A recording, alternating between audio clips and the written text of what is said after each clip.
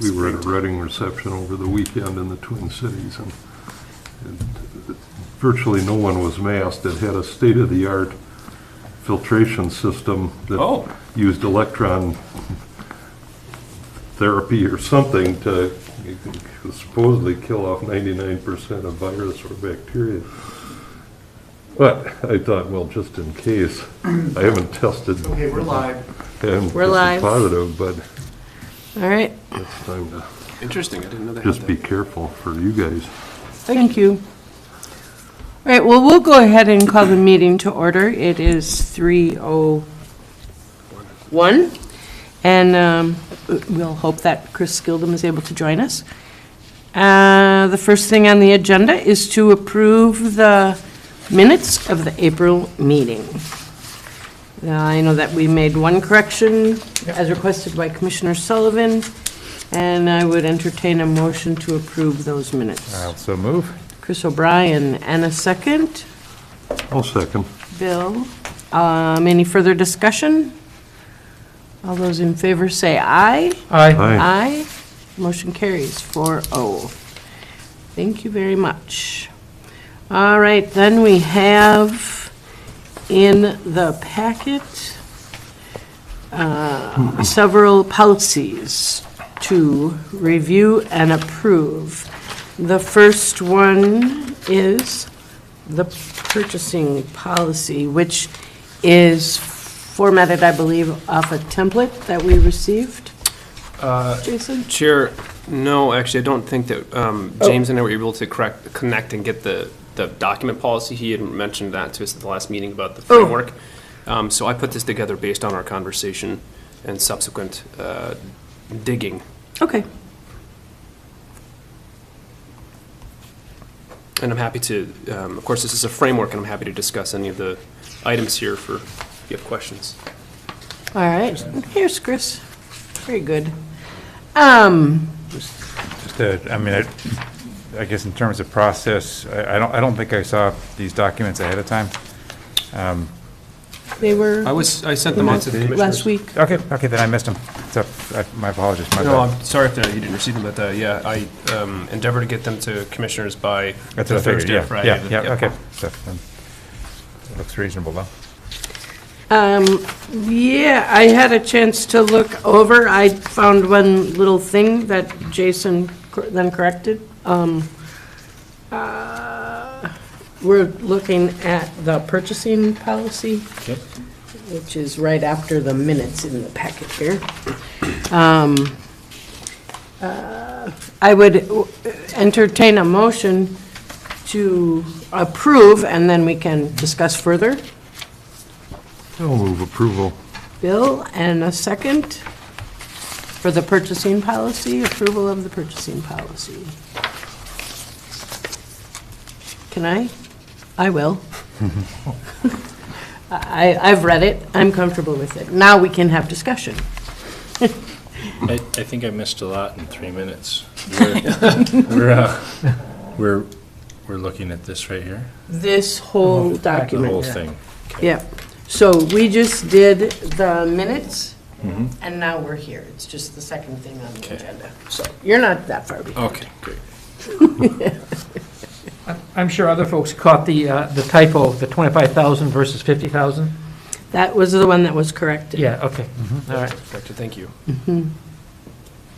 And what is a land pass-through? Commissioner, that's in the event that the HRA obtained property for the purpose of a development. Let's say we got it from the county, it was tax forfeit, or from the city, and then the reason for the purchase is to pass it through to a development entity. Got it. So there's no intent of increasing the cost or making money, but it's to charge for that administrative process to do it. Okay.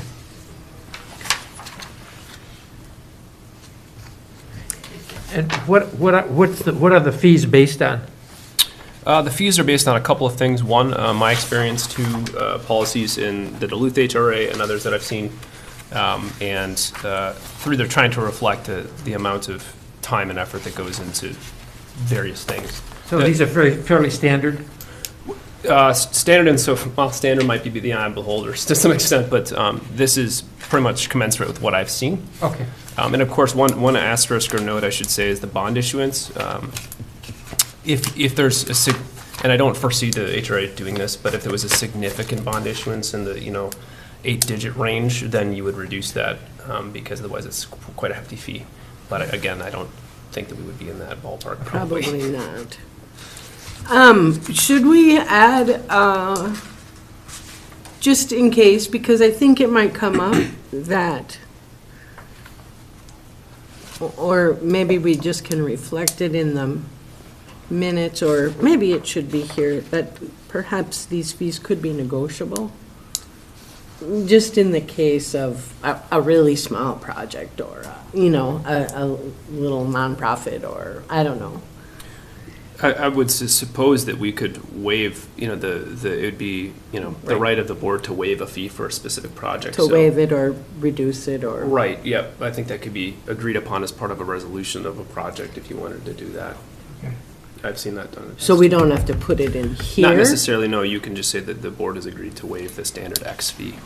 Maybe we put it in the application so that people who are applying would know that if it's a hardship for a project to come up with an extra $2,500, or that becomes part of the abatement, or, Yeah, we certainly can, Chair. I would suspect that any project that's receiving abatement or TIF, if $2,500 is a hardship, we probably shouldn't fund the project. Well, right. That's not a good example, I suppose. But, or like the land pass-through. If the city's going to give us, or the EDA, we shouldn't charge the EDA $1,000 to give us a piece of property, or the developer, or right? So. Yeah, so sorry for the miscommunication. The land pass-through is what we would charge the entity receiving it. So if we wouldn't charge the EDA. Right. We would receive it from them, and maybe they might charge us something. I'm not sure what their policy is. But then, as a matter of, the administrative process to go through the title transfer and all the work that goes along with exchanging property, we would charge that fee. And of course, like I said, we could waive it or reduce it. Again, if $1,000 is going to be the makes or breaks a project, that's, the project's on the margins quite a bit. No, I know. But I know. your point is well made. If you want me to make a note in here as well, we can certainly do that. I think we should put it somewhere. That, I think that maybe we should put it somewhere, but we should also have when I see numbers like that, that's why I ask what's it based on?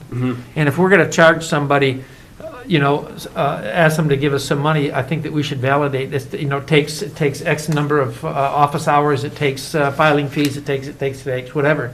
And if it costs the HRA those things, I don't know that we should give that away. And that's why I ask, what are these fees based on? Commissioner. That's right. For example, my C's mixed up. For example, both the HRA and the city of Duluth used about a $3,000 application fee for financial assistance. I reduced that simply because, one, if we can reduce it, we should, and two, because there are fewer. It's a little simpler here. There are just fewer staff involved that would be working on it. So the administrative piece is a little less, and then the land pass-through was between $500 and $1,000 in Duluth for the EDA and the city as well. So they were based on those figures. Of course, we could reduce or increase them at the board's direction. That's fine. For placeholders. I'm wondering if you looked at what the county charged for the tax abatement that they approved recently. I don't remember exactly what that amount was, but there was a... Oh, for the charge for the abatement process? Right. No, I did not look at that. I'm thinking it was right about that, but I'm not positive. Number? I don't remember it off the top of my head. I read the covenants for one roof, and then I read the abatement policy, or the abatement approval. I just don't recall what the cost was. I suppose I could pull it up and check quick, unless there's other discussion or questions. And I think that, I'm not interested in making money off of these transactions, but I'm also not interested in undercutting our own funding, especially since we're kind of new and starting up. We can't be giving stuff away that we don't have to give away. And if there's staff time involved, then we should pass that on to the person that's doing the building project, but they're going to have other expenses. One other note, Commissioners, is that this even for me is a placeholder because I'm working a little different colleague paradigm where I don't have, this attorney bench and the other things that, so I'm not, this is even a test for me to see how much time it's going to take me to do some of these things. And of course, I can report back to the board if we go through one of these transactions as, it took me 45 hours or what, whatever the case might be, and say we might want to consider increasing this. Or, hey, this seems appropriate, or it's too much. Yeah. But again, certainly happy to change it to start with. I'm not opposed to these things. I'm just thinking about recent conversations that we've had in the county. Like, one of the things that the county and the city could do to help people with their projects is reduce the fees. Or, so in the context of that conversation, I'm just, I don't know what is the right number or the right way to approach it, but I think with flexibility. I think the point that Jason made earlier may be relevant in terms of communicating the fees, and which is that these are based on his experience in Duluth, and in fact, he's presenting proposed fees for Cook County that are lower than what historically were the fees that were charged in Duluth. But to your point, maybe that's enough. I don't know. But in terms of I think we should be clear in communications that these are benchmarked against prior experience, and if we need to adjust them, And could be negotiated. it could be negotiated. Yep. Yeah. Yep. I see James. I think we I was probably just have. going to offer, I did find the part of the county's abatement policy. There's a $500 application fee, and then applicants are also on the hook to pay for any, financial consultant or attorney's fees that may be incurred in reviewing the application. So, just thank you, Mr. York. I just found that myself, and I'm just thinking through this and realizing one of the reasons. So this is lower because Cook County. Again, I'm still doing the adjustment here. Cook County subcontracts or contracts with an attorney to do the attorney staff work, and the city of Duluth did not. We had in-house attorneys, so we charged more because we were using more staff time. So thus the delta between the 2,500 and 500. Now, of course, if we make it clear in the application that any attorney's fees will be included in the cost, and we just charge the $500, we could do that too. So there, in other words, there's about a $2,000 discrepancy because I wasn't accounting for the fact that that our county attorney is not going to be the one reviewing this. We'll have to engage an attorney to do it for us, presumably, unless we use the county attorney, but I suspect Well, not. and how would it be if someone asks for an abatement for a housing project, the person asking, the developer, will have to pay fees and work with the county and pay fees and also work with the HRA? Or will one or the I'm just talking other? about the county's abatement policy. I mean, your practice is separate from this. This is just for the county. But in that example, if I'm coming to you and saying, I'm a developer and I want to do this project, this housing project, and I'm looking for abatement, I have to pay a fee to you and a fee to the HRA and to the township that I'm living in and to the school district right? Is that how it works? Yeah, well, you have a septic, you gotta buy a septic permit, you gotta buy a land, I know, I'm just talking about abatement, not all the other permits, just the abatement. I'm sorry. I don't think the abatement is our responsibility, isn't that the county's Correct. That's responsibility? what Correct. this is. So we're not involved in abatement. That's what we're talking about right here for $2,500. So it's TIF or abatement. TIF and TAF, tax abatement. Excuse me. Oh, okay. Yeah, that's what TAF stands for. So if the HRA was going to act, so for example, if it's a $500 fee to the county and a project was going through the HRA, for example, for a variety of reasons, whether or not we were providing land or we were doing grant programs, but we were helping to develop the project, they could go through the HRA to work with the county to apply for TIF. We could charge the same amount and then just pass that through to the county to pay for their $500 fee. So we could do it that way if we would like to link them so they're the same. Of course, the county is ultimately the entity that approves, the board approves the abatement or not. But often an EDA or an HRA or what have you will help the entity go To through get the it process there. and then bring it before the county to request abatement before the county board. Okay. We could avoid, just one more thing, we could, if we want to, we could certainly just remove TAF from the picture altogether. And then we would just be working with the entity and then also like send them to the county at some point to go through the abatement process. But of course, we would be communicating with the county the whole time. This is the project we're working with them on, et cetera. It's just a matter of how we want them to go through that I process. just don't know, I can't, it's a lot to, I don't know how to think about it. So the difference, though, You tell us. there is a difference with the TIF because if we did a TIF district, it would go through the We more would likely be would be doing the HRA, the entity establishing the district with the Okay. county's permission. So So it's a little different. that way. taking abatement off of here. Certainly, we could, yep, and we could just rely on the county to go through their abatement process and then kind of come alongside the development entity for whatever. Seems like that'd be a little more streamlined. Does that make sense to you, James? I think so. I mean, yeah. At this time, anyway, should we go with that for now? So we're just gonna cross off the TAF? All right. Yeah, if that's all right with the board, I'll have to make that change right now.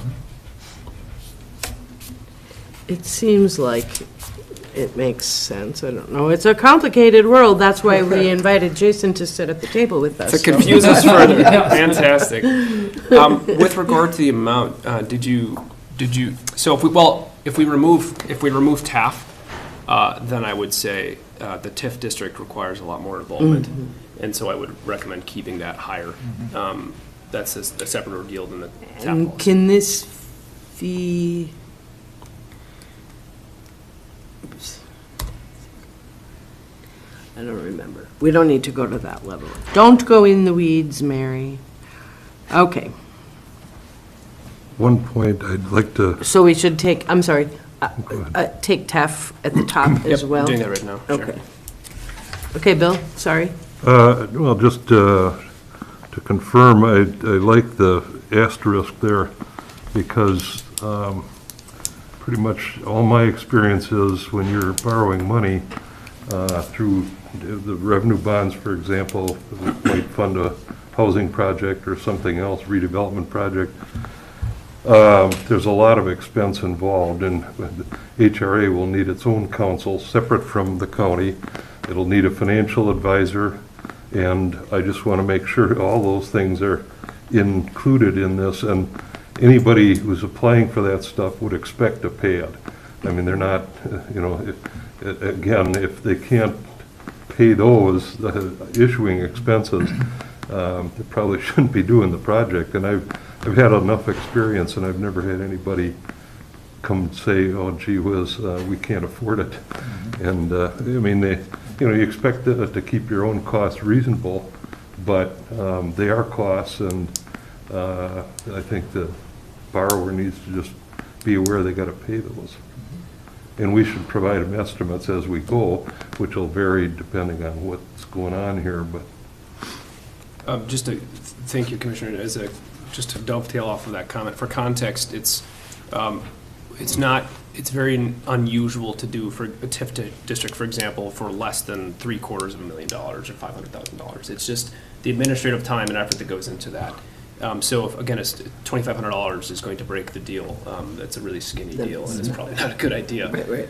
And there are other funding sources too that the development can use to help pay for that. So we can provide them. My practice and my hope is, and I'm going to talk to the county board about this when we go over TIF in about a month from now. My recommended practice is by the time we would get to going through the TIF application process, the developer would have a decent idea of, and because we would be talking with them that this is likely supportable, and also the gap is, we agree on the gap. So I have always tried to make sure that there's a clear line of communication as expectations, and if it's not going to work, we tell them that very soon. And if it is, by the time they start putting real money on the table, they'll know that there's, nothing's done until it's approved and done, but that there's a likelihood of it being approved. So it's not a significant risk, in other words. Yeah. And so, let me ask now, just because I think I heard you say that the $2,500 was based on your past experience where you were using the city's attorney. Mm-hmm. And now if the receiving entity is going to pay legal bills separate, then should we make this still less for TIF, even for that? So the TIF, we could. The TIF process is a little different in that there's a lot of work on the front end to verify and vet the project. So for example, my attorney wasn't looking at pro formas and calculating potential TIF district costs and increment amounts. So I'm open to whatever the board wants to do, but to your point, TIF districts took me a lot more time than TAF, because there's a lot more front-end calculations and trying to, vet a project. And that's, if it doesn't go through, then there's, 20 hours or something of staff time potentially, or whatever it might be, Right. on trying to vet a project that doesn't happen. That doesn't go. Which, that's part of the risk of development, of course, but to the extent that we can mitigate that, if it's a serious project that we want to help. But again, these are placeholders. This is what I've used in the past, a little less. They average about the same. We could reduce the land pass-through cost too. That's just a thought of how much time it might take me without the other supports that I'm used to having to do it. Because, yeah. Well, I don't know how, I'm not aware of what the county fees are for anything that anybody does, so I don't know how this, how does it feel in the environment of Cook Context of County? here, yeah. Yes. And maybe we can explore this further and bring it back next month, or, I don't know, if people are ready and comfortable, we can go forward. I do want to talk about the application authority, though. I think we're on a little different page about this one. Where it says the director may apply for grant funding or technical assistance valued up to $50,000 without prior approval from the board, and then over 50 that the board has pre-approval. Chair, just sorry, quick, before we go into that, because I'm happy to talk about that. You want to finish? Yeah, I just wanted to ask Commissioner Skilden, because you're in the development industry. When you see these two figures for the land pass-through, which effectively means the county is getting the land at EMV, so bringing it from either getting it at a discount and passing that through to the developer, or getting it at the county's value and passing that right through with a $1,000 surcharge. Does that seem scary, or does that? Not at all. Okay. It seems the value makes that extremely affordable if you look at the value of any other broker scenario in real estate.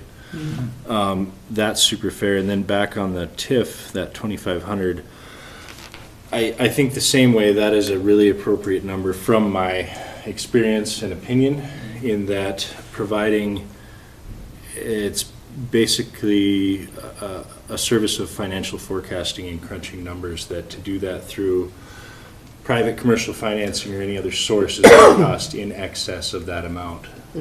So I would have, when I was in the private sector doing this kind of stuff, even starting on an application for a developer with something like TIF, it gets complicated really quick, and I think that's really pretty legitimate way to start anyway.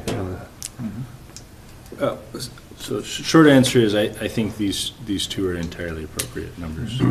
Thank you. I just wanted to kind of tap your world. One other thing, again, thank you. One other thing that I neglected to mention is that in the analysis part of the TIF application, historically what I have done and would intend to do is I look at it myself for any glaring red flags or issues, have that dialogue with the developer, and then if we reach some sort of consensus, that's where we can reach out to, which is a conversation for another board meeting, but a financial consultant that we have engaged for this type of work, Northland Securities and Allers Public Finance, and they can do a quick analysis in their system, so a third party vets it, and so part of that application fee can go to them, and it's usually for that work, it's about $500, depending on how many times they need to go through it.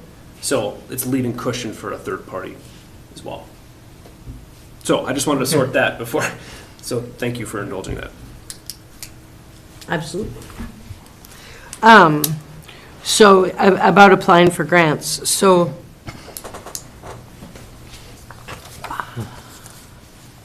as I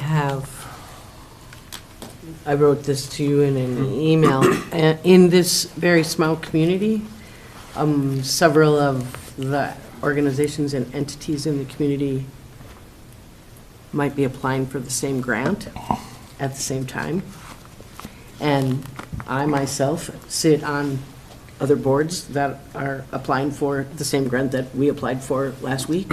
And I know, because, because I know, but I have had experience in this community where I have been approached as kind of a community leader by someone on the street who asked me a question about the EDA that they had heard from someone before I heard it from anyone. And it was the most embarrassing, one of the most embarrassing moments of my career. Like, what, you don't know this, Mary? I'm like, no, well, how come they, so I'm really concerned about that. So, for example, the Blandon Boost Grant opportunity, I bet CCLAP applied for it, maybe. WTIP did, we did, the HRA did, and the Creative Economy Collaborative did. So all of these organizations, and I just think it's very important that I don't know that we need to vote on those things, but even just send us all a message and say, this is what I'm doing today, and don't wait for the director's report. Just tell us right away up front. Because like in the case of the Blandon Boost Grant, I think I approved it, so, it's fine. I think it's fine. I sent it to you and said we should do it, but it was 150. This is the first I'm hearing about it. Right, so right, and it will be in the director's report when that comes 2 weeks from now. in between the meetings, but we can tell, we'll just do it right now. It's, Blandon rolled out a kind of a COVID response grant that is available to community leader groups, and we applied for $150,000 to be used for a housing project. And the other organizations that I'm familiar with, their amounts are more like 10,000 and 20,000 and smaller amounts. So, but it's just important in the communication in this community. You can think a thought and somebody else will know it, right? So, I know that opportunities come up with a quick turnaround. Maybe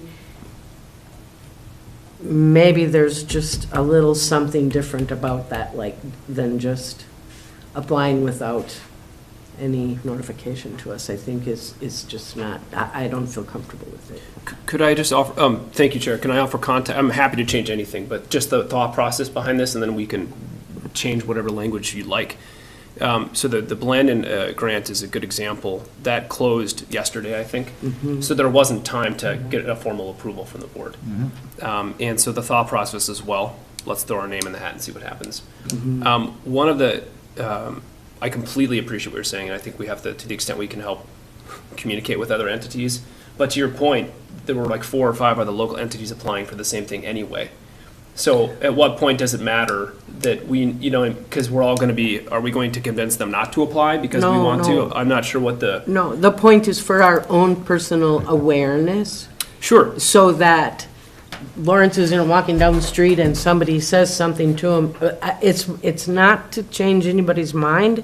It's not to tell them, to tell anyone. It's just to have this board be informed of that activity.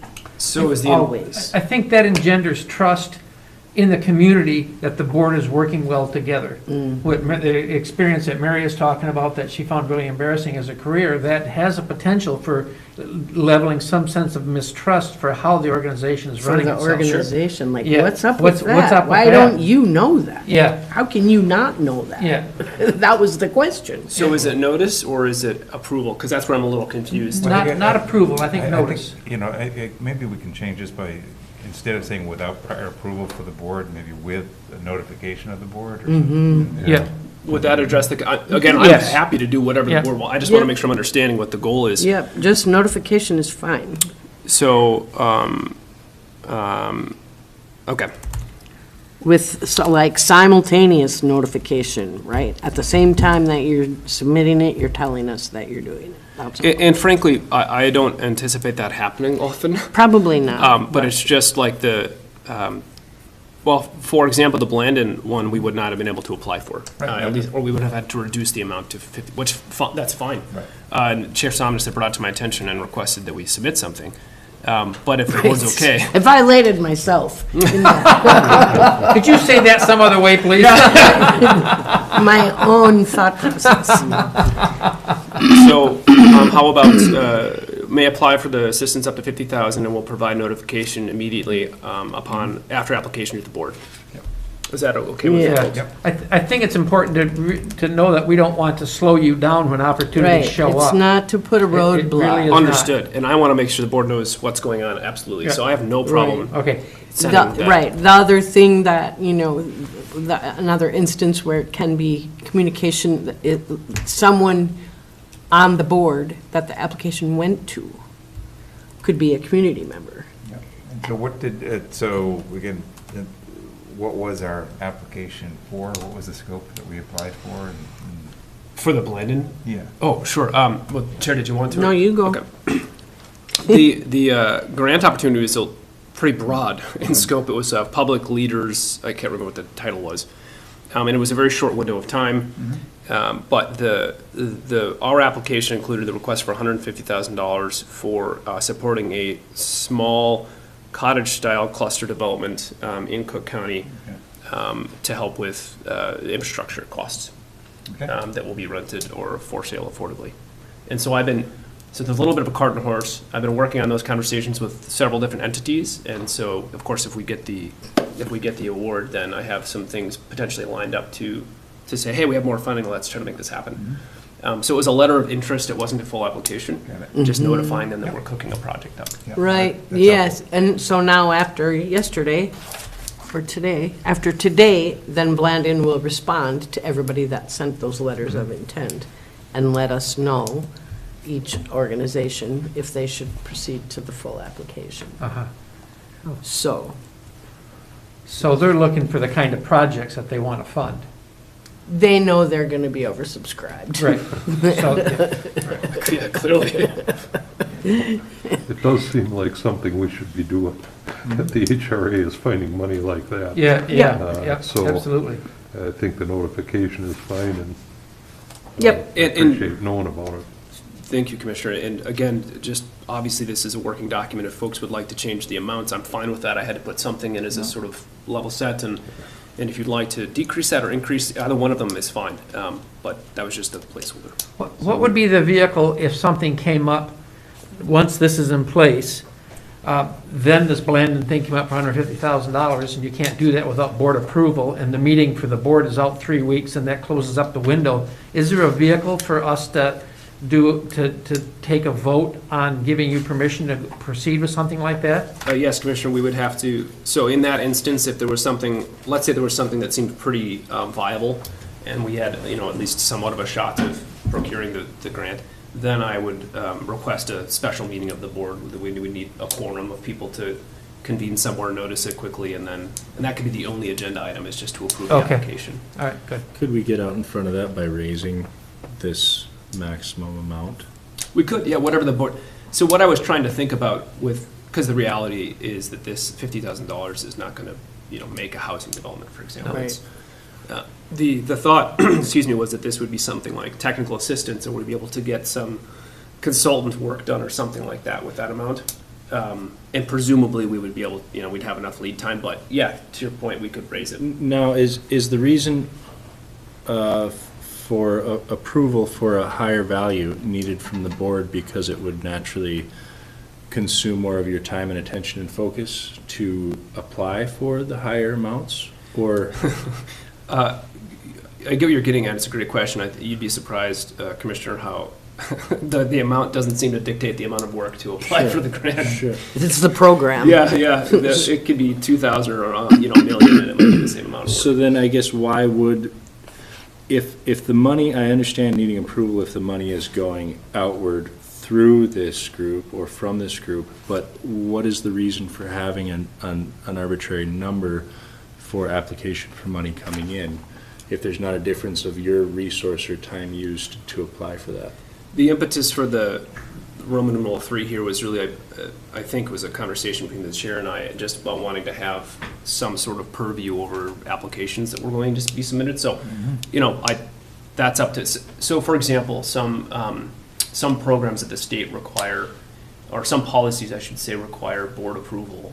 Like the EDA, the Duluth EDA required board approval for some programs. It really just depends on what the board would like to do. If you would like to have a higher level or a lower level, it's really at your discretion. It was just an attempt to notify you, hey, we're talking about bigger money now. Maybe you want to decide whether or not you want to pursue that, or you know, have a little more oversight of the size of the amount. There's no technical reason. Okay. Because provided it's the same amount of your time and energy to apply for a small amount or a large amount, we would almost want to have that as a minimum so that you're not using valuable time to apply for too small of a grant. That's kind of where I'm going with this is. Depending on the purpose of the grant and what it's going to be used for, like, you know, a very small grant under $50,000 isn't going to make or break a housing project. But it could increase our capacity to do our work. Correct. You know, so if we had $20,000 and we could hire some kind of staff or expertise or technical, you know, those kinds of things.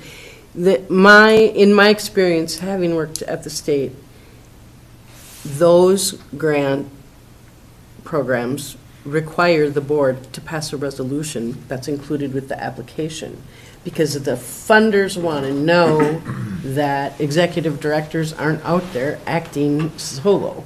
They want to know that it is really a function of the board and been approved by the board. So again, it's looking at it from that standpoint. It's also required, Chair, to your point, it's required, like Minnesota Housing requires it as a show of local commitment or support for the Yeah. application. Yeah. But again, it just varies depending on what the grant program. Right, might be. and I think the times when opportunities like this Blandon thing are going to come up, that you have to quickly turn it around in 1 week, you know, that program isn't looking for you to invent a project. It wants to fund something that you already know you wish you could do. You're ready to roll, you know. So the opportunities to apply for grants with a very short turnaround that wouldn't allow us to have time to be informed in advance should be few and far between, that this should be even an incident. So maybe we're making much ado about nothing, but I don't know. I mean, the Blandon one actually doesn't, so if a letter of intent or a letter of interest qualifies as an application, then that, you know, then that's an illustration that doesn't fit the framework. Well, right. Although, again, that takes me back to the communication within the community, just that. Right. That I don't want to be at the coffee shop and have somebody else tell me that we applied for a grant. You know, that's just the way the community works. But the way this reads, you know, Jason would have needed to come to us for the board approval for the blended application. Would have, yes. Unless we're interpreting a letter of interest is a different animal than a full application. And so it depends on how we interpret that. Yeah, So that's a great point, Yeah, Commissioner. and I guess the other point that I'd make, you know, I think we're to me, the usefulness of putting some review in here is not so much, I mean, I think the consideration of the amount of time, of management of your time is an important one. The other is that I just think that it's, you know, useful to have, you know, second or third set of eyes just consider the, you know, it's never just out and out free money. There's always some, Right. there's always some Yeah. strings attached, and so reviewing the strings attached is worthy of the board being aware of what the, you know. and that's why the what's involved. funders want to know that the boards have approved. Right. And Jason, do you have a kind of a process in mind for, like Mary brought up, so you're not competing for resources that, say, other local programs or initiatives are also applying for? Do you know, a line of communication? Because naturally, just the way you are, you probably would win. So, I wouldn't say that, Chris. I hope you're right, but I don't think so. We'd have all these other groups. Damn, HRA got them all. From your mouth to God's ears, Chris. I don't have. That's part of the challenge. Is that there are a lot of really involved entities in this community that, like you named 4 of them, and I heard another one. I think the SBDC was considering it too. So maybe they're excess of 5.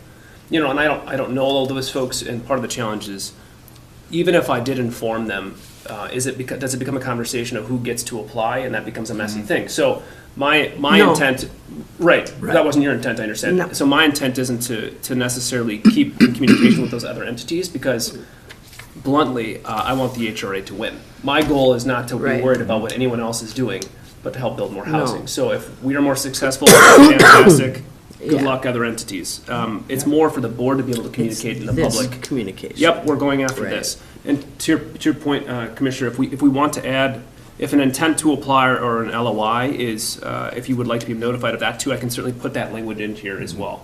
So an application or intent to apply, is that what you would like instead, or? If it's for the notification piece, this probably doesn't hurt just to notify us I don't think it needs approval though to submit an LOI. Yeah, just a CC on the LOI. Yeah. Yeah. I may or may not be able to do that. Like the one that I submitted for Blandon it was online. Yeah, sure. So there's no way I could, it was like one of the form-filled things that we submitted. But I can send an email notification saying, hey, this was submitted for this project. Yeah. So I just said may apply or submit an intent to apply for a grant funding, and then give notice to the board.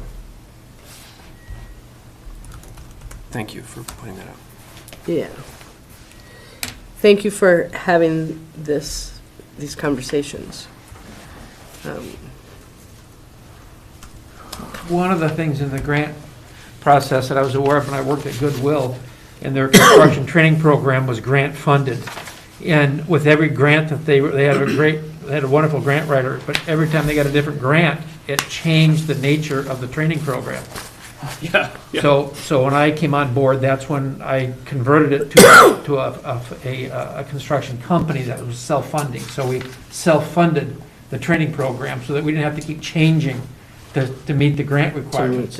And that's something that I would be alert to here, is that we need to stay focused on what our intent is and make sure that the grants that we're applying for is in alignment and they don't push us off course, so to speak.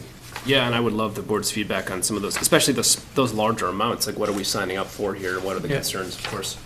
I suspect it's a little, operationally, it's different because presumably most of the grants that we're going to go after, I hope, are larger amounts to help projects happen. Yep. And so won't really impact how we do business, just help us build stuff, but point well made.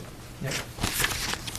Any other questions, by the way, or comments you want me to incorporate into these policy proposals?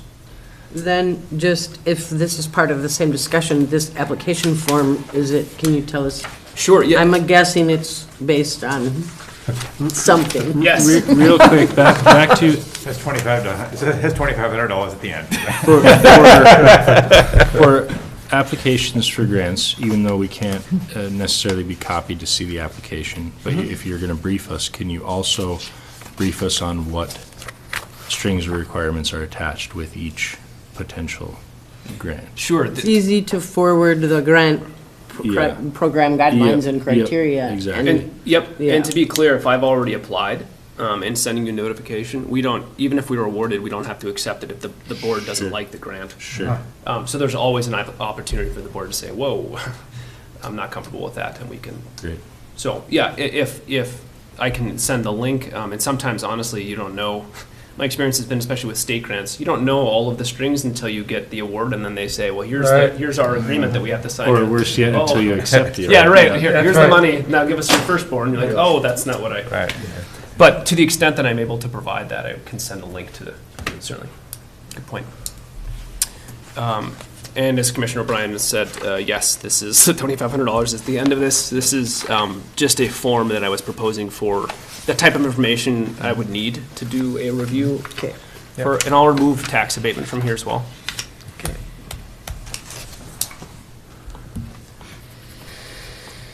All right, Could we call a question?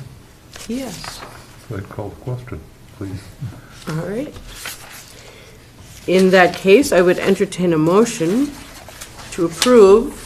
It was already moved and seconded. Oh, And hello. that's why calling the question gets you to the vote. Well, When I grow up, I'm going to read Robert's rules. I've been on too many boards. Chair, can we just make, can we make the motion or amend the motion to include the changes we discussed? Yes. Yes. Just so that's reflected. Yes, the motion was made by, I have it here. The motion was made by, moved by Commissioner Gabler and then seconded by you. okay, and we agree with that amendment to the motion in the second, We do. just to stay in line with Robert's rules. Okay, all those in favor signify by saying aye. Aye. Opposed? Nice All job, right, Jason. 5-0. Thank you very much.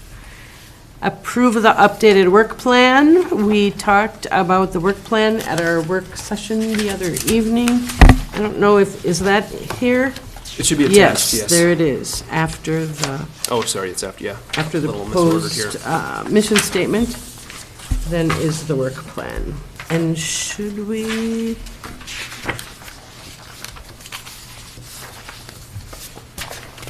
Okay, mission statement comes a little bit later. So, approve the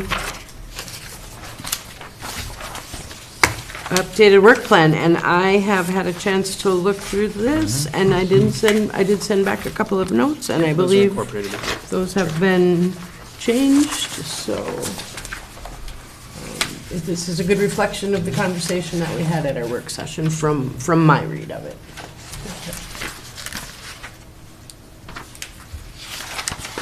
And so, in following along, I would entertain a motion to approve the updated work plan.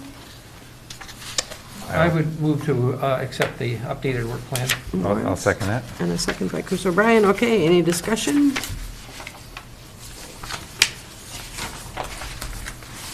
Hearing none, all those signify by saying aye. Aye. Aye. Aye. Opposed? All right. Unanimous approval. Thank you for, everybody, for that good discussion at the work session, and thank you, Jason, for rolling on with the documents. All right, the recap of May 4th, Yes, that was, the training. Chair, that was put as a placeholder if there were any questions, or, I mean, that was a couple of weeks ago now. We've had a month of Wednesday meetings. Thank you, board, very much for being willing to participate. I just wanted to make sure if there was any questions. I had sent out an email recapping the group exercises. I think that everybody got, so just wanted to leave any space if there was any follow-up or questions from the board members. But, I mean, if there's no discussion, that's fine, but I just want to put a placeholder there. Anybody? I thought it was quite thorough, what you sent out to us. I am wondering if there's, how we could use that moving forward. Oh, the results of the group conversations? Right. I thought the day was, the hours spent was excellent. I really enjoyed it very much. My intent, Commissioner, is to use that information to help inform the strategic plan. Okay. So I coalesced all of that, and then I'm actually starting to do a really rough kind of outline of the strategic plan. Okay. And it will be an evolving thing as I learn more and we do more, but I want to incorporate some of those ideas or notions into the plan. And Okay. Very good. Very good. Thank you. You're welcome. Okay, I haven't looked at that yet. I have to do that. All right. So that's it? Any more discussion about the May 4th training and orientation? Okay. Then, the adoption of the mission statement. And I might add, and logo. Oh, yeah, I wasn't sure if we had to approve a logo. I'm not sure where that falls, but feel free to do that if you like. I've been using it as to have something to put on our documents, so it's not so boring. I like it. I like it too. Great. My wife was very happy to hear that. Well, that's good. We And on the mission statement, I initially cringed at the word catalyze, but then I can't think of a better one, so I think that's. I struggled with that too, actually.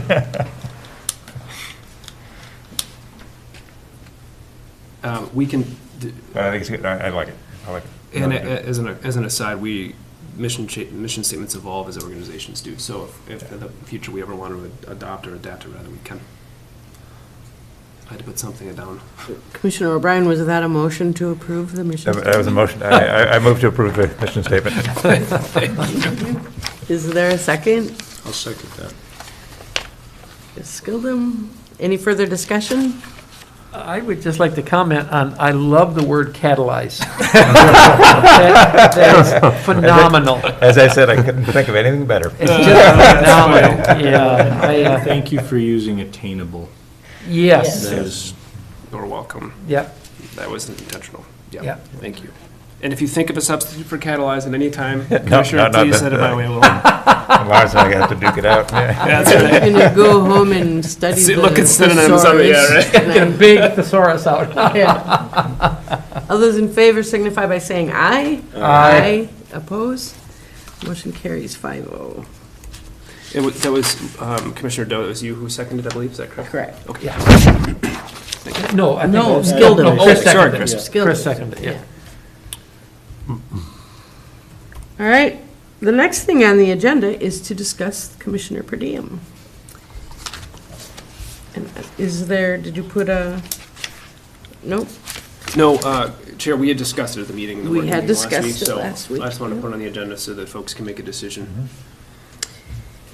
and I believe, if I recall correctly, our discussion was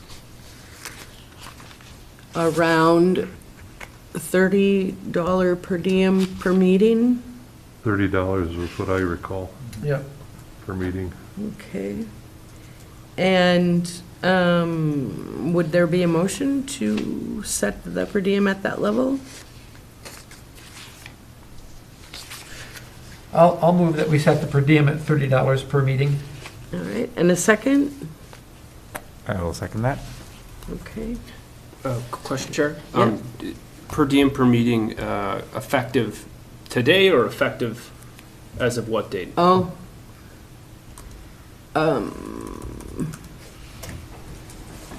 Well, we could go retroactive to January 1st when we started meeting, or we could start today, whatever is the wish of the board.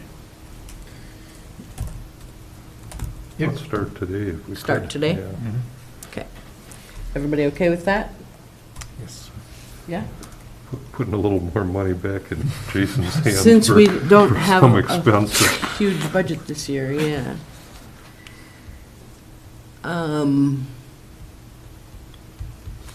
Very good. And any further discussion? All right, all those in favor signify by saying aye. Aye. Opposed? Motion carries 5-0. Thank you, commissioners. We also need to, I'm sorry, I backed up a little bit. Do we need to decide, we had talked about whether it was going to go out quarterly or annually to make it simple? annually is the most. We were Yeah. gonna I do. think we Annual. discussed annually at the I end of the think we year. did, yeah, let's just put that in there too. So I will add, sent annually or submitted Yeah, annually. okay. Yeah. Very good. Annually, is it okay if I submit it annually in December or at the end of At the year? the end of the calendar Okay. year, at the end of the budget year, that makes sense. We would want to pay it in the month of December. We would Yeah, want it the money should to be go before the out. very end of the fiscal year, but Right. right at that month. So the last meeting in December effectively? Yeah. Okay. If there's any left. I'll make a note, assuming there's money in the budget.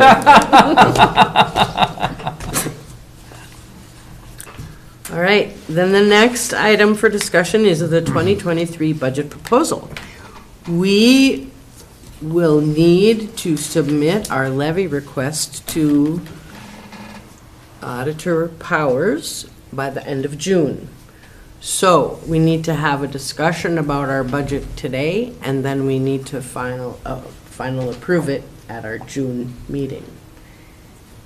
So what Jason and I have talked about, a couple of things.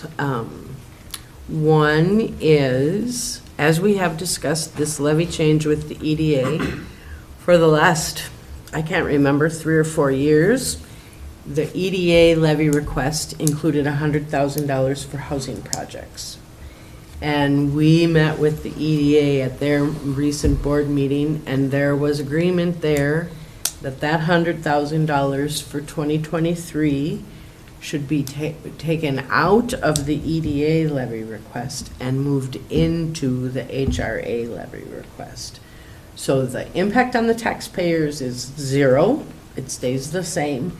It's just moving housing money to the HRA instead of the EDA, and they agreed to that. So then we talked about keeping our levy request at about the same, $125,000. However, in subsequent conversations the two of us have had, we remembered that if we're going to have some housing projects happening in 2023, when we have some housing projects happening in 2023, we're going to need legal counsel, we might need financial advisors, we might need other tools and partners, we might have some expenses. And wouldn't it be terrible if we couldn't build a housing project because we didn't have an attorney to review the documents to make the project happen? So we feel like we need to add something to our budget to enable a project to happen. Not exorbitant, I don't think, and so we left it that Jason was gonna think about what this should be. And so, if you're ready to. Sure.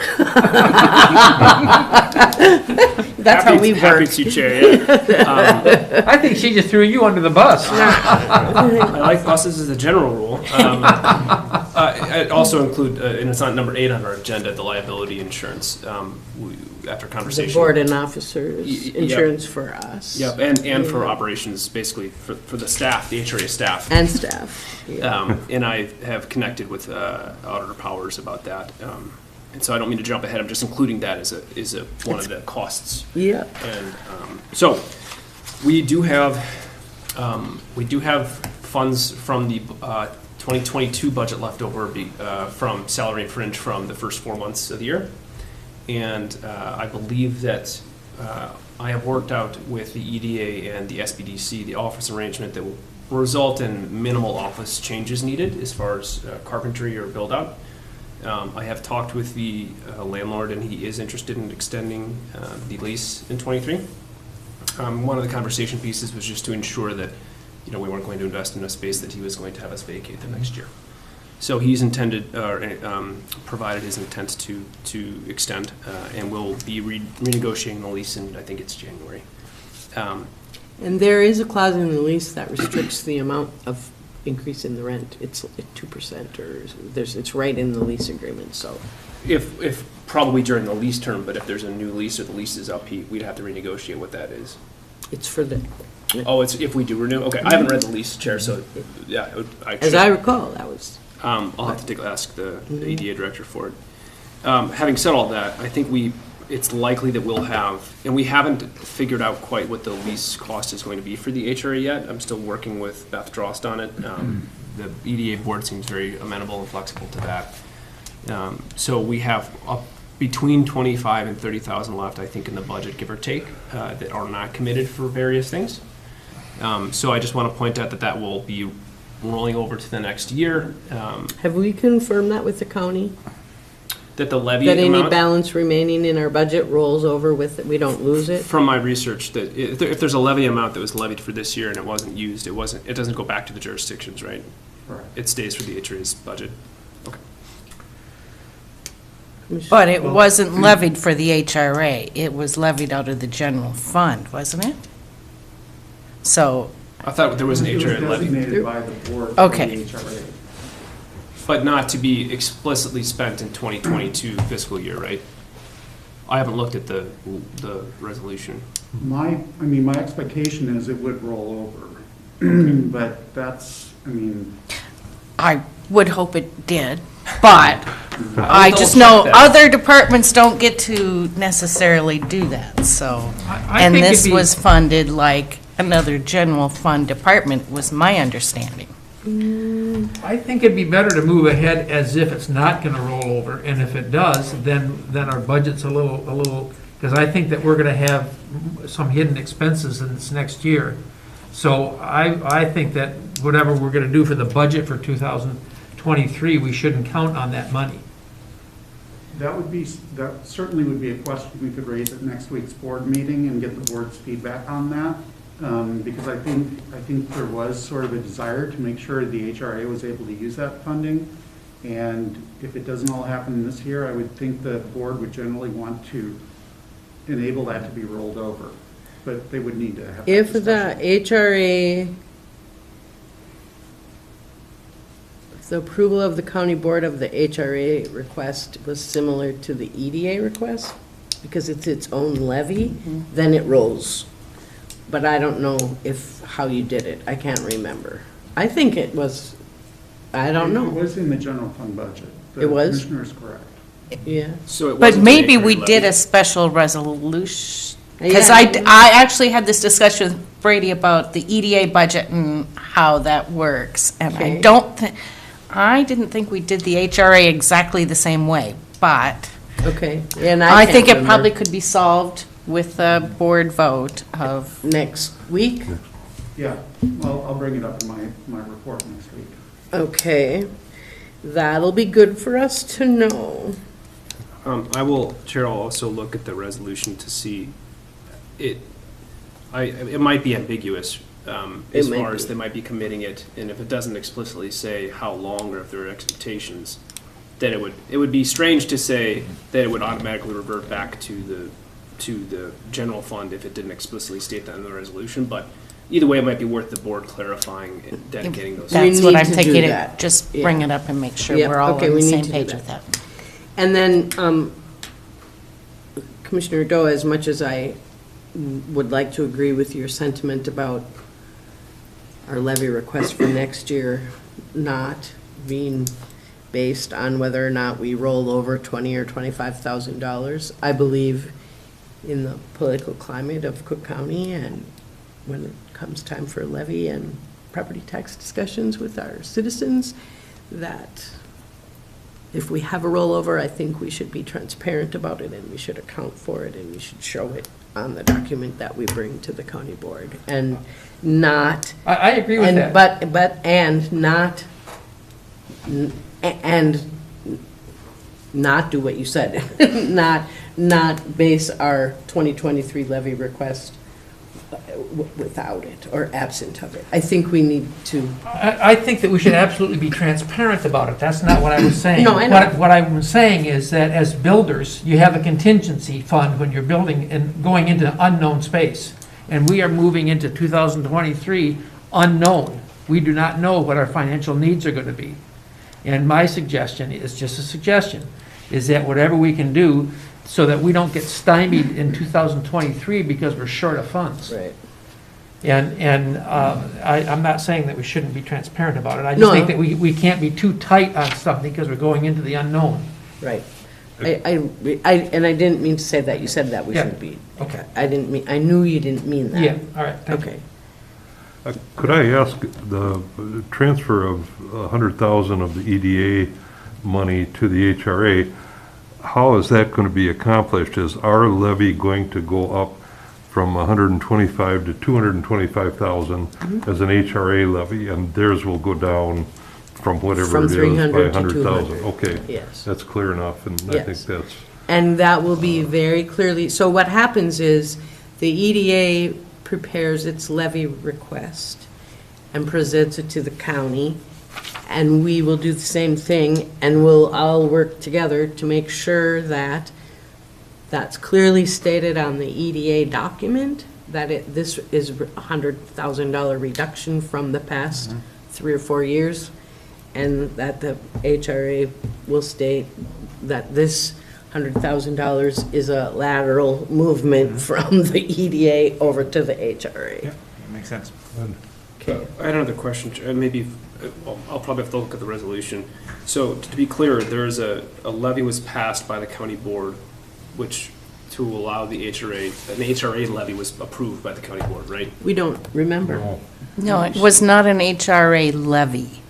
It was a general fund levy, out of which we designated $125,000 for the HRA. We Okay. did not use the HRA levy authority because we didn't have an HRA. That's right. I was That's getting a little confused. right. Okay, so it was a That's county levy right. to benefit the HRA. Correct. because To start up. We have the statutory ability as, you know, and I'm not proposing we do that, but the HRA has that ability, so I was a little crossed there. Right. Okay, so Yeah. then the question would be what that levy requires that $100,000 amount to be spent on, like what the restrictions are. So if because to my point is if we're already approving a $100,000 transfer from the EDA to the HRA, we wouldn't need to include any additional levy funds unless those funds were explicitly restricted for X, Y, Z things. Those $100,000 funds are for housing projects, housing developments, Is that what? not for the administrative expense of the organization. Okay. They were given as grants. Is that what the resolution says?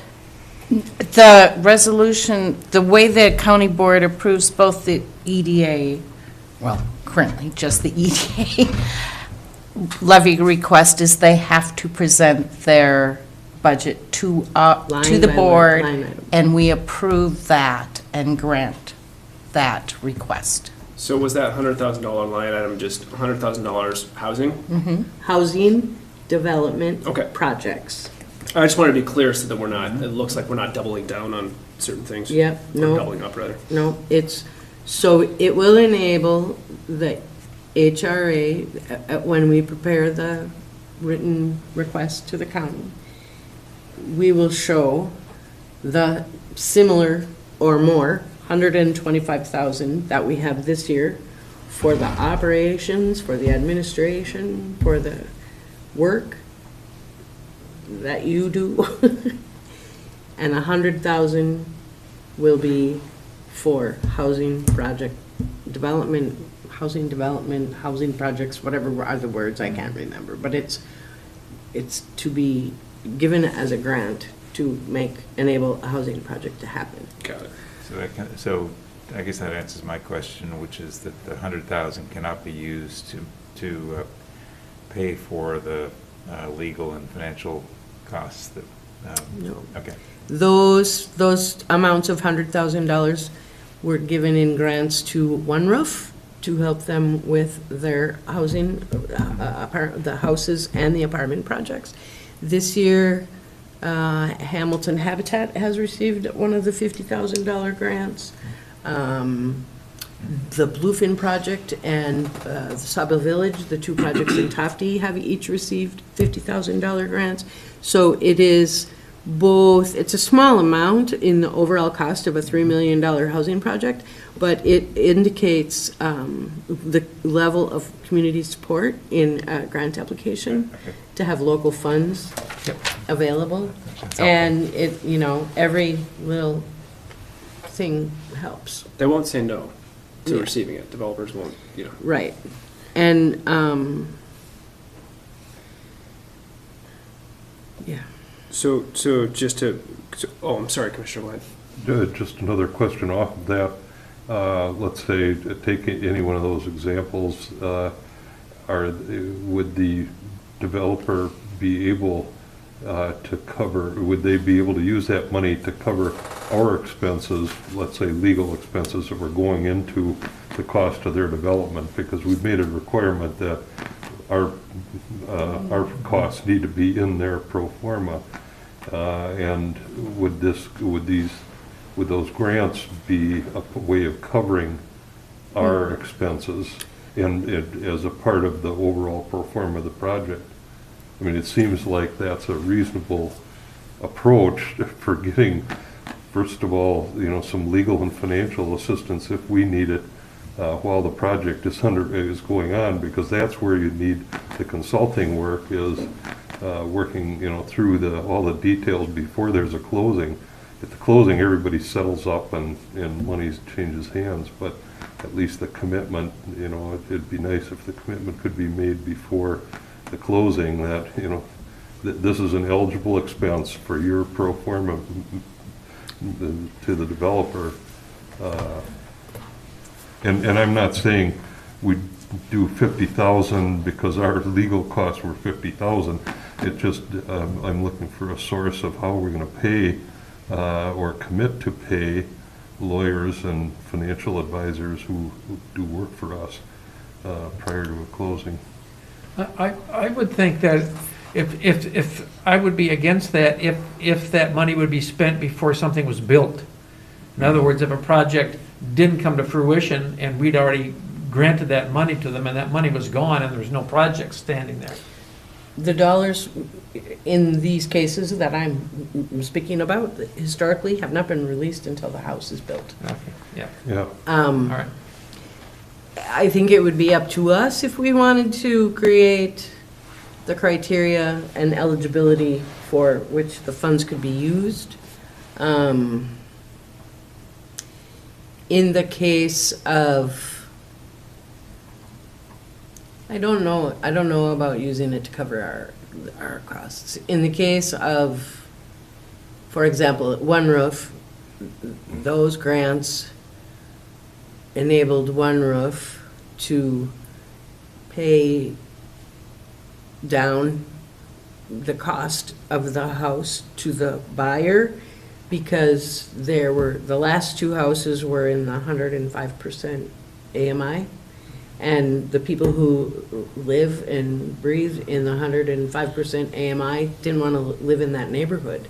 Those are the people that, they want a private setting in the woods in 5 acres, right? So we were able to help One Roof reduce the cost of those houses, so then they were affordable to the people that live in the 80% AMI to purchase the homes. In the case of the Hedstrom lumber, which that deal ended up falling through, but it was, in that agreement, it was written that they would receive those funds after they had completed the septic and the well and at least some part of because then they could receive the $50,000 to help them move forward to the next step, was actually to buy, they were buying prefab, pre-built homes. So on a case-by-case basis, we did those deals.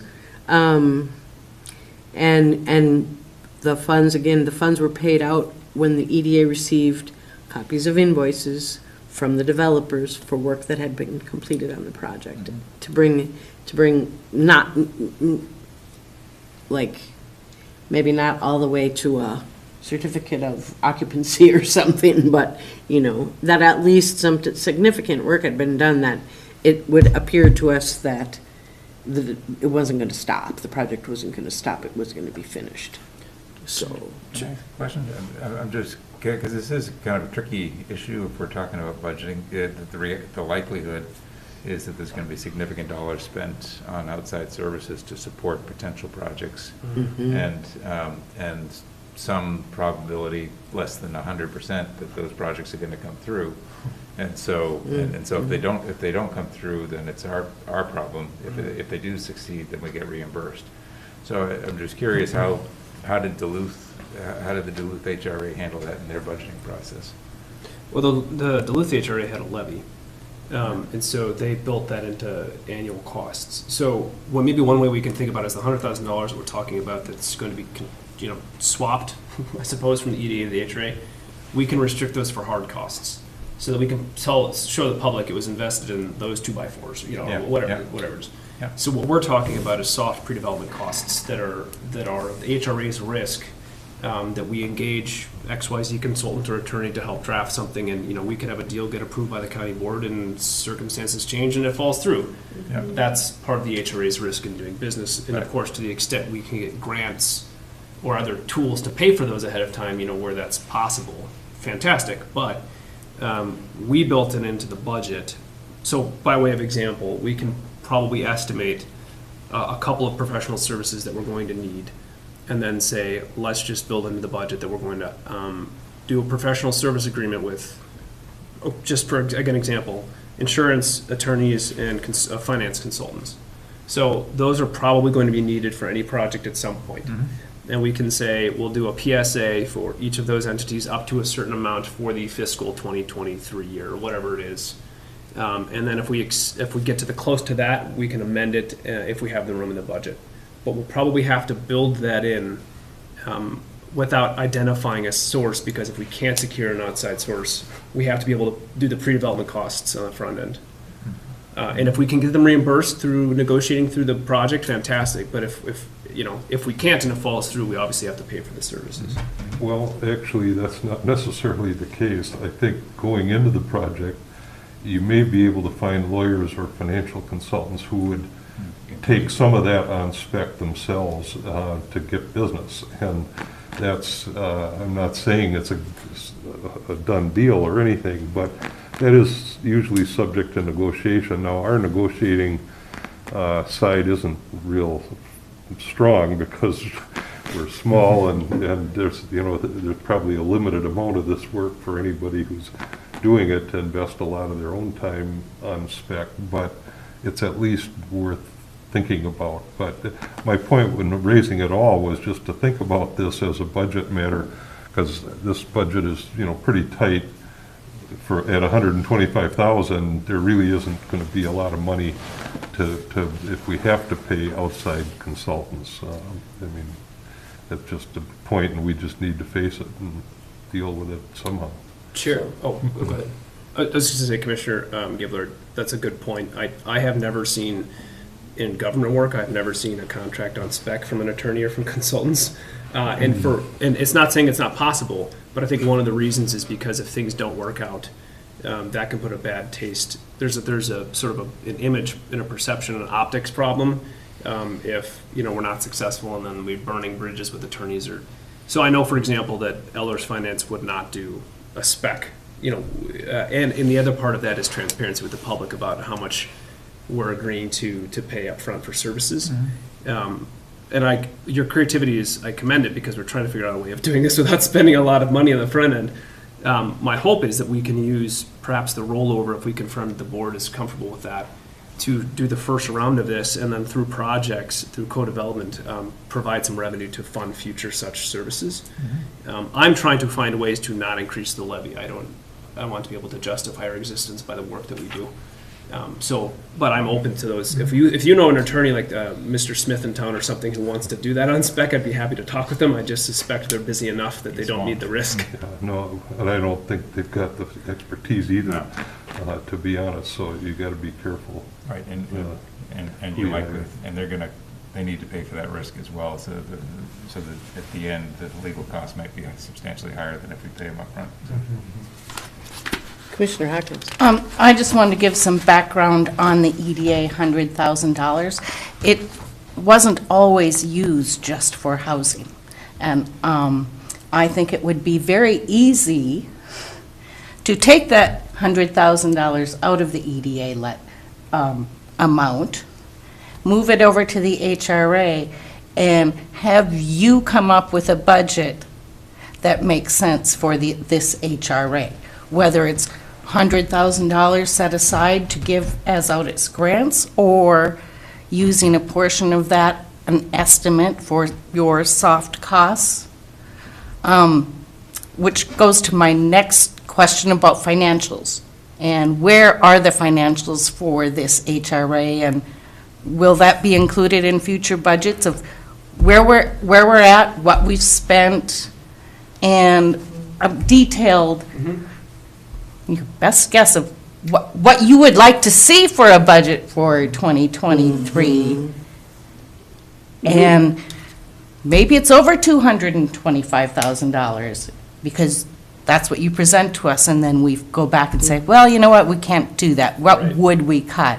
But I would like, that's why I brought you on here. That $100,000 went to the EDA at one point because we needed to get housing done. So there were some limitations put on that. Sure. I think the expectation all along has been, when we get an HRA, yes, that'll go back for housing. I don't think we ever said it will be in the form of grants for this board to use. And I don't think we'd have a hard time selling that to the voters, to the taxpaying public, saying, we're going to take the $100,000 and this is how we're using it because this makes the most sense. But we have to have a plan. We need a budget and explain how that works and why we think that works. If I can just add, regarding selling that, what you just said, to the public for approval and covering the soft costs as far as a consideration, how much energy and cost, soft costs we're covering, is there a way for any potential grants to have an appropriate fee applied so that anybody applying for grants from that fund would be vetting their own projects, so we wouldn't be wasting resources on unviable projects? Because it's kind of like with TIF or a land pass-through, in that if somebody can't come up with 2,500, then what are they going to do with 50 or 100, right? 1,000. So is that a kind, instead of like having a declining grant amount or available amount that gets, the soft costs get paid back out of what we've given to a project, vet the project with an appropriate fee in advance for our soft costs for outside services? Commissioner, I think I understand what you're getting at. I think, so are you suggesting that we outsource the vetting of it, or pay them, or they pay to vet it? Is that what you were saying? Kind of, yeah. Because I think I'm tracking with after I said it, I realized I was having a tough time articulating what I'm thinking, even though I understand what I'm thinking. In your head, yeah. Yeah. Well, I'll say this, that if, like, the HRA, and I'm always going to want to vet a project. So that, we never want to outsource that, because we're vetting it from the perspective of the HRA and the county doing what's best in the public interest. So the question of whether or not we pay somebody to do that, I should say that we have someone pay us to do the vetting of that. I think it's very difficult to decide at what point that would be charged and at what point you're vetting, because most projects are a very iterative process over many months. Right.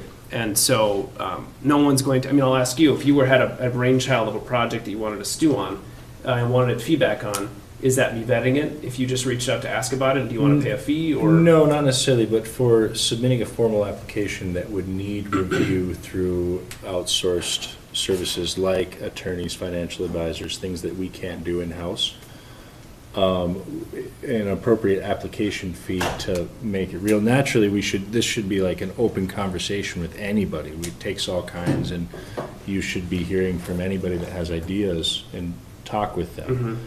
That is a part of the vetting, but when it gets to a hard application for resources, it depends on it depends on the resources, frankly. Right. Because like Deed, for example, or another entity MHFA is going to have their own. So sometimes the applicant is the applicant. So the developer might be applying for the resources, and then we endorse it, like in the case of MHFA. And so there's not really an application fee for us to charge, because we're not submitting it, or sometimes we're submitting it on behalf of them. And then, sure, in that case, we could expand the financial assistance application to include other applications or something. yeah, I guess I'm referring more to like what the EDA did with granting money to Hamilton Habitat. If that scenario came up again and the HRA had a fund to grant to a specific project, there should be a more, I'm sure there's a formal application for that, but a way to financially vet that by an application fee, which would cover our soft costs if the project weren't viable and money had been spent for. Yeah, Commissioner, I see what you're saying. I think if what Commissioner Hawkins said is the case, though, that the county board is flexible on how we allocate those funds, we can build in those soft costs into the budget. Sure. Because we're doing 6 of one, half a dozen of the other. You know what I mean? If they applied it, we'd be taking out the same $100,000 pool. Right. And we'd just be creating another application process with a fee associated with it. So, I mean, I'm open to if that's what we want to do, that's fine. If we have the ability to propose something to the county board about how we would reallocate some of those monies, and I'd have to think about how to do. I didn't know that was even an option, so that's helpful to know. Well, I'm only one. But I would say I would be very surprised if our board didn't, we've been talking housing forever.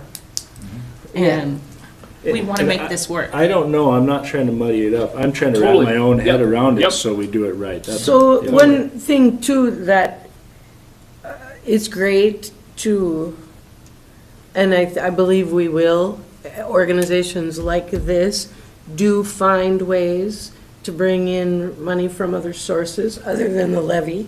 We don't want to be just dependent on the taxpayers to provide us with the funds that we need to do our work. But, having worked for government for the last 25 years, that is what the money is for us to do our work. So, we can't recapture everything, every hour that is spent on vetting a project or, Sure. and, I don't know, I can't say what is the percent over time of projects that I worked on that did and didn't go forward, You just follow them until it goes one way or the other. I think it becomes pretty clear fairly early on if it's, Sure. Man, So you my, know. my experience and background from the private sector is showing through here. In that. yeah, right. No, but they're good questions. It's how do we, Yeah. the ultimate question here is how do we rely less on the taxpayer and create more revenue through projects that we get developed? Like that's, and Right. how are there ways that benefit, that don't put too much pressure on the private development community, but also like you have to pay to play. So if they want access to larger pots of money, they're willing to put some, money on the table to help do that. It just really depends on the funding source, and whatever it is, we have to be obviously transparent with them ahead of time. Like this is what it costs to do X, Y, or Z, or not. But if so, to your point, Commissioner Hawkins, about the budget, I was under the impression that the board presents the budget to the county board. So We do. So if that's the, I can certainly happy to supply what I think might be reasonable expenses that we could incur in the next year. And then the board can chew on that and decide how you want to present it. I'll do whatever is helpful. How we've done this in the past is the EDA executive director and a board member came together to the county board, to the meeting, and walked through the request and answered Okay. questions. So it's created with you and us, and then brought to the county. And then the county takes it into with all the other budgets from all the department heads and all the other things that they're looking at. And Well, Commissioner Hawkins, thanks for the insights here. You're only one, that's true, of five, but you're our one. That's right. We appreciate And I kind that. of fought to get We here. we do appreciate it. So Yeah. the job in front of us right now is just to get a budget that's going to be submitted by the end of June. And by then, we won't know all the other potential future sources of funding, of how we might cover some of our front-end costs, or, are people willing to pay us to do that? So, but I think what Commissioner Hawkins seems to have offered is some flexibility in the 100,000 that is going to be part of our levy now. It doesn't have to be used just for grants. It could be used for some of it at least to cover our expenses as we try to get to the point where there are grants available from us and other people. And so that's just to me, the budget issue here is, how do you want to divvy up that 100? The 125 is pretty well spoken for, without doing much more. But and I leave that up to the chair and the executive director to figure out what that looks like. Really, So- but I'm just concerned that there be some in there that could cover our costs if we need to get into a more serious evaluation of projects. And just a heads up from a commissioner who likes to ask questions and budget presentations. There's nothing I hate worse than seeing a budget presentation with no background of how you came up with that number. So I prefer to see a proposed budget with last year's budget and last year's actual to-date expenses, so that I can look at it and say, oh, yeah, I guess I kind of see where they're going with this, or, boy, that doesn't make sense, why is that? And I prefer to get that ahead of time than having to ask when they show up at the microphone and say, how come? Does a dartboard suffice, that we just put numbers on the, and then? That has been done before. You Noted, wouldn't- Commissioner. One thing that's a little tricky is that the county is, I don't even have access to our budget right now. I don't know what we have left, because the county is managing that. Now, of course, I could ask Mr. Powers or the auditor's office, where are we at? And actually, today I just submitted our first round of reimbursement requests for expenses. So it would be, I'll follow up in a week or so after they've had time to process that, to get sort of a, hey, what's left in the budget? But we're still working out some of that accounting. We did our best. Yeah, we did our best to figure out where we're at. And then we remembered some more things, and So that's part of the challenge, is the growing pains of figuring out the mechanics of this. But yes, we will have an itemized proposal for the commissioners to consider. And have you met Kelly Berg yet in the I auditor's don't office? think so. no. Kelly Berg is our financial manager. She does all the reports for all the departments. So monthly, every department gets a printout of, this is your budget, this is where you spent, this is where you're at. We met As of this date. with Brady and Bev. Mhm. That's who he's met so far. Yep, that would be the, for the expense portion. So you said But Kelly Kelly Berg sends out Berg. monthly reports of the, that's good to know. I will ask her to add me to the list. I- Right? Yeah, just had one question. When you present, or when we're presenting the budget, will we include, we talked about the flexibility with the 100,000, will we include the uncertainty, the uncertain upside of outside funding? Is that something that is relevant to the county presentation, or is that, is there, or do we present a range saying, we may get an additional, I wouldn't. I'd Not have an a lot- amount. Yeah, I'd have a better idea next And year. I'm not sure you can even do that, really. I mean, the budget that this board's gonna approve, the county board's gonna approve is it's gonna not be. relevant to them. Okay, is that's gonna fine. be a- Right. We can that's say fine. it is our intent, Oh, yeah. That's fine. I just wanted to make but sure. we that can't the say question was right. we're gonna No. hope for X dollars. No, No, that makes wouldn't sense. be. Yeah, expectations. I would like to chat with you after the meeting about the $100,000 at the EDA, because from the chair that I sat in, it was always used for housing, so I'd like to clear that up with you. I would be happy to. Okay, and then, so my question, because now it's 4:30, we're approaching, I don't know if people think we're done at 4:30, I don't know, but, because we have to wrap this up at our meeting next month, if we can just get in the ballpark of what we think it might be. So this year we had 125. We're talking about the concept of having 225. Plus 25 rollover. Well, and then that question will be answered next week. If we have that, that gets us to 250. Do we think that might be where we're gonna end up next? I need to back up a minute. I need to see a list of, like, I haven't heard anything about what it's gonna cost to build out. Haven't heard anything about the cost of what the lease is. I haven't heard any of those costs. I don't even know what your salary is. I haven't got any salary. Well, I don't know why we're not, I don't know why, if we're talking budget in a month, why we don't have some of this data. I'm a little frustrated about it. Commissioner, I can tell you a couple things. One, again, recap, I don't think we're going to have to do a build-out. That's the hope. Right. So that it doesn't cost the HRA anything. I've been trying to work with my office mates to figure out a plan. I have been, I think without being annoying, I have been persistent on asking about the lease situation, and I wrote our landlord to inquire about next year, and I have asked the EDA director about working out the lease, because the EDA, oh, go ahead. I don't mean to sound overheated, but the budget has been an issue for me from our first meeting in November. That there wasn't enough, it wasn't fleshed out enough.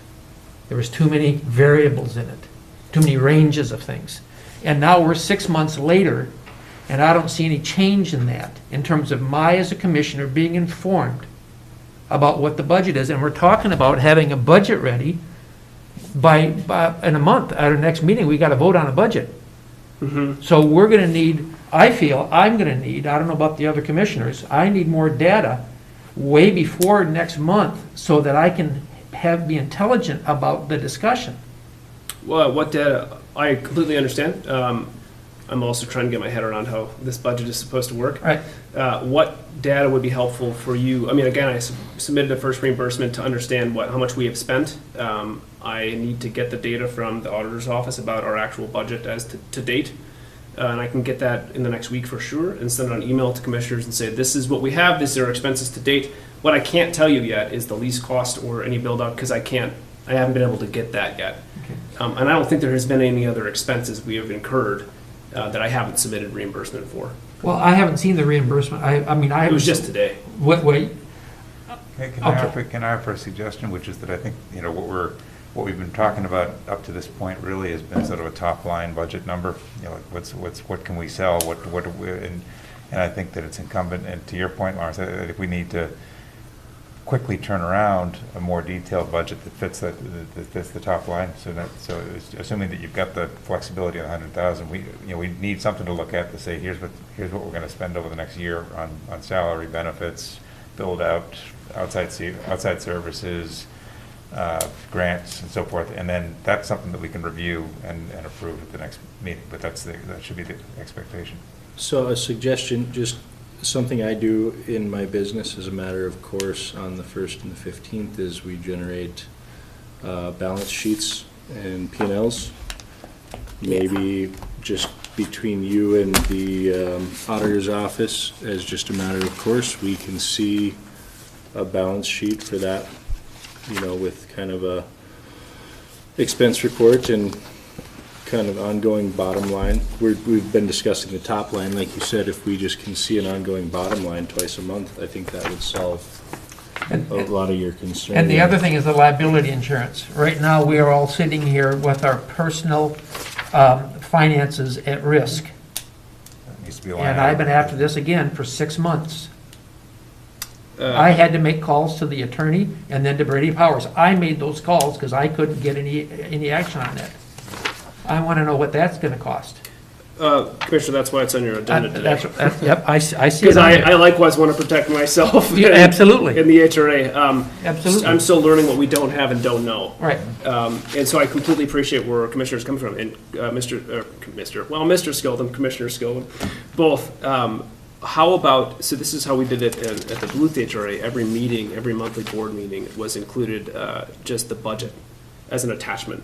Because there's not going to, in most months, there's not going to be a lot of transactions. There's more now just because we're getting things set up, but presumably there's not going to be a lot of line items to report.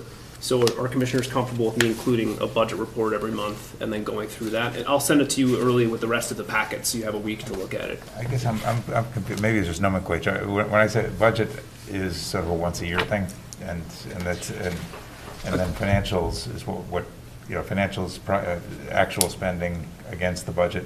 Sure. Is something, so are you saying that that's reporting on the actual financials against the budget? Is Correct. something Sorry that for the can- confusion. Okay. Yeah, the Okay. payables and receivable, like anything that, A any monthly transactions that have Monthly happened. financials, right, Yep. okay.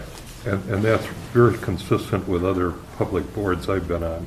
Once a month, and the director presents budget, year-to-date expenditures, and then, narrative about what to expect the next month. But I think that'll be sufficient. I will include that as again, I have to talk with the appropriate county folks to figure out when they can get it to me and how they can report it. I'll work that out, and then I'll make sure to include it as an attachment onto every board packet. Is that comfortable for everybody if we go ahead with that? Okay.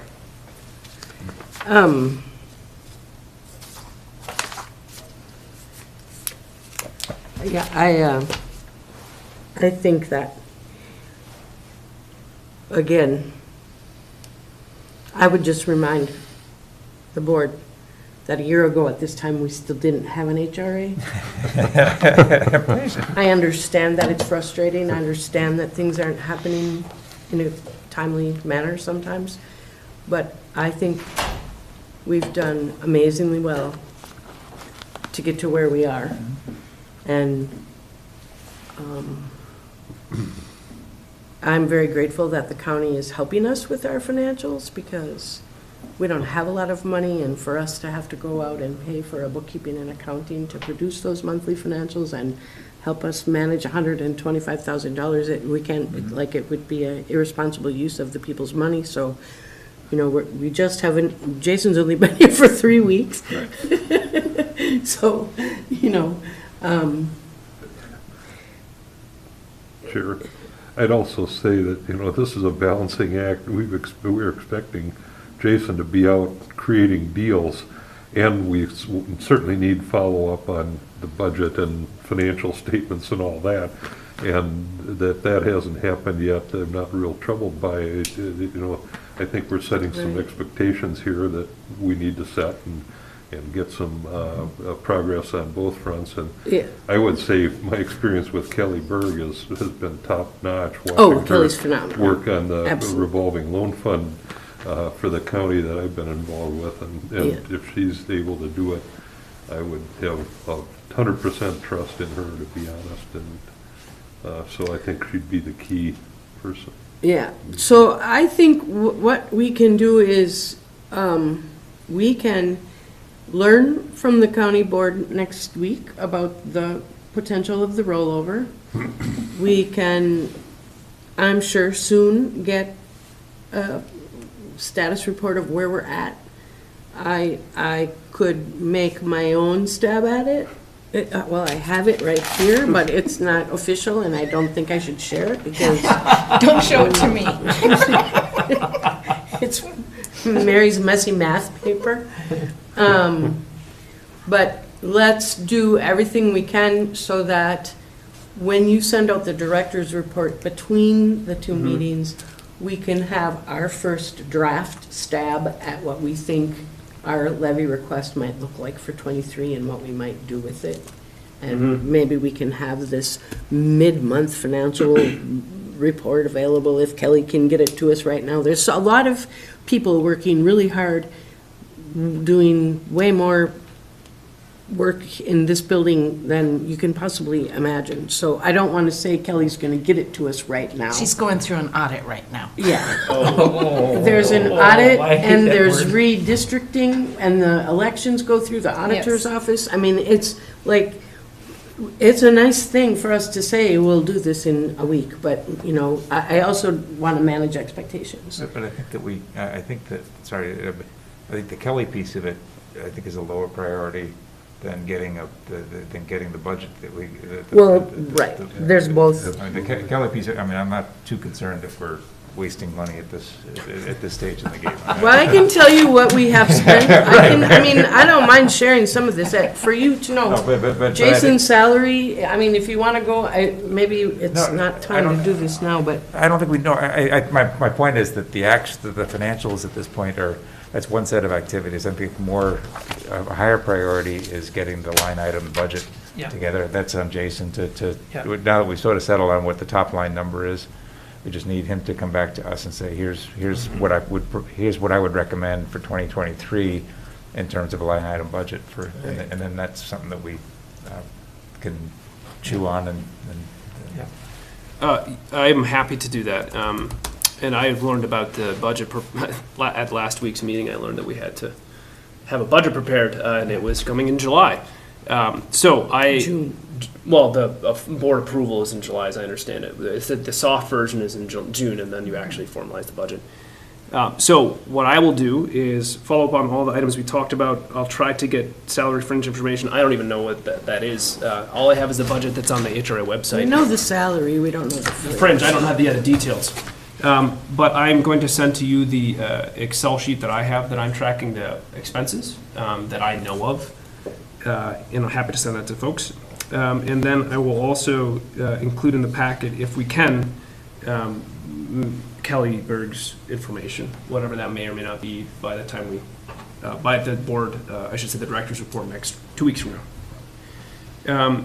One question I do have for the board is, just quickly, and I'm sorry, I don't mean to belabor all of these and keep you here so long, but but it's just about the costs that we're likely to incur in '22. So we've talked a lot about '23 budget, but ideally, we're going to need to have attorney services or consultants before 2023. And so that's why I'm very heartened to hear that there might be some flexibility with $100,000 at the county board level. I'm also trying to figure out, should I start crafting some professional service agreements to allow for up to X dollars for XYZ entity to do things. So in other words, we can't, to be able to contract, if a development walks through and we want to do some work with them and we don't have an attorney, how are we supposed to do that? So that's on top of my radar with 100 other things. And I want to make sure that the board's okay with me proposing a sort of budget for the rest of the year with the money that I think that we have left, once I figure that out from the county. Yeah, I'm not so sure we're gonna have 25,000. We might not. I We don't might know not. that that's a thing. Yeah. But whatever we do have left, once I have some loose budgets that I have in my head about what we might need. But I'll adapt them once we get the real numbers back from the county. If you're crafting those working agreements for those professionals, that might help us put together a budget also, in terms of, not only this year, but for two. That's my intent. Yeah. Yeah. Yeah. And it'll be reduced this year because of timing. Yeah. But the other thing is, if we do, I've been working with another executive director, my former executive director in Duluth, about procurement standards for HRAs, trying to discern what we have to do statutorily to engage a certain professional service, like what are the thresholds of that. So I'm trying to work through not only, the budget we have, but then how do we have to go about getting bids for services? Do we have to? Can we do it directly? So once I've got a bunch of information today that I started reading through, and I think we'll be okay. But so my intent is at the next board meeting to propose some budget for the rest of the year, and for a couple of items at least, and then a professional service agreement template, and then and how we would go about procuring those services, if that seems agreeable to folks. And I'm just going back to the purchase agreement, to the purchasing authority. So I guess that would fall into the category of 2B, where for all purchases made on behalf of HRA that are in excess of $2,000, executive director must secure board approval. But maybe the nuance there is that you present that the board approves the PSA up to a limit for the remaining 2022. What's budget. a PSA? Professional service agreement. Yeah. Thank you. That's exactly what I'm thinking of. Yeah. Is Yeah. through the end of the calendar year, the board approves up to $5,000 for X entity for Right. legal services or whatever it is. That seems reasonable. And It just gives us some margins so that we don't have to scramble at the last minute. And if we I need to do a think that project. what we have to do in terms of getting bids, we have to follow the state of Minnesota threshold of course. for purchasing limits. Yeah, 469, statute 469 has some interesting things about, I just want to make sure that I'm not missing anything from the, particular HRA perspective. Yeah. I think we should be fine following, and we don't receive HUD money. If we did, it would be more complicated. Not yet. Yeah. And when that day comes, maybe Kelly Burke doesn't want to be our financial manager, If our that day data comes, manager. I will find a way to fund another person Yeah. because that will be a nightmare. You won't want to do that either. Nope. Okay, any other questions or comments on that? Item? No. And, this will be the hardest year, probably. So can we just review then the timing on the line item budget? You're going to email that out to us, and we're going to have a chance to. What's your understanding of how that line item budget for 2023 is going to progress? Are you going to send us a draft budget before the next meeting, and then at the next meeting we have time to review that or vote on it? Or It'll approve it? probably be the major part of our next meeting. Okay. However Okay. much time. And then that gives us time still to present it to the board, to the county board? We have to provide it to Auditor Powers by the end of the month of June. Okay. so- Then they tell us when we're on the Okay. county board So agenda it's in fine. July or August. Got it. So we're okay to, Yeah. So my hope is We're to in send good it shape. in Yeah. 2 weeks from now, but it's going to be contingent upon the county confirming we have flexibility with $100,000 and the county confirming that we have the $20,000 rollover amount. right. That we have whatever rollover. Or whatever Whatever it it is, the is. remaining If balance it's is. 2 or 20. Because I can't really make a budget until I know what the budget funds are. But Okay. once I get that, then we can all craft something and send it out as soon as I think, possible. I think we're aligned.